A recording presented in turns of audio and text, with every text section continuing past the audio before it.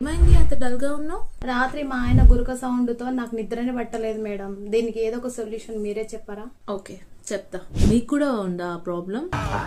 అలా అయితే గురక ఎలా తగ్గించుకోవాలో నేను చెప్తున్నాను, వినండి. Hi, this is doctor Rasagna, homeopathic physician. First అసలు గురక ఎందుకు వస్తుంది అంటే మన ఎయిర్వేస్ అనేవి అబ్స్ట్రక్ట్ అయినప్పుడు, అడ్డుపడినప్పుడు వస్తుంది. ఇలా అడ్డుపడకుండా ఉండాలి అంటే మీరు పడుకున్నప్పుడు సైడ్ కి తిరిగి పడుకోండి. అలానే కొంతమందికి రూమ్ లో ఎయిర్ అనేది చాలా డ్రైగా ఉంటుంది. వాళ్ళు హ్యూమిడిఫైయర్ వాడుకోవడం వల్ల కూడా గురక తగ్గుతుంది. ఎందుకంటే డ్రైగా ఉన్నప్పుడు ఎయిర్ నోస్ మజిల్స్ కానీ లేకపోతే థ్రోట్ మజిల్స్ కానీ చాలా ఇరిటేట్ అయిపోతాయి. దాని వల్ల గురకొచ్చే ఛాన్సెస్ ఉంటాయి. నెంబర్ 3 ఏంటంటే పడుకునే ముందు వామ్ వాటర్ కానీ హాట్ వాటర్ కానీ తాగడం వల్ల గొంతు తడారిపోకుండా ఉంటుంది. దాని వల్ల కూడా గురక తగ్గే అవకాశం ఉంటుంది. ఇది చాలా ఇంపార్టెంట్ కాజ్. నెక్స్ట్ ది ఏంటి అంటే ఓబెసిటీ. అధిక బరువు ఉండడం వల్ల బెల్లీ ఫ్యాట్ ఎక్కువగా ఉన్నా సరే లేదా నెక్ చుట్టూతా ఫ్యాట్ కొందరికి ఎక్కువగా ఉంటుంది. వాళ్ళకు కూడా గురకొచ్చే ఛాన్స్ ఉంటుంది. వీళ్ళకి తగ్గాలి అంటే ముందు వెయిట్ తగ్గించుకోవాలి. దానికి తగ్గట్టుగా నెక్ ఎక్సర్సైజెస్ కానీ బెల్లీ ఫ్యాట్ కోసం ఎక్సర్సైజెస్ కానీ మీరు చేయడం వల్ల కూడా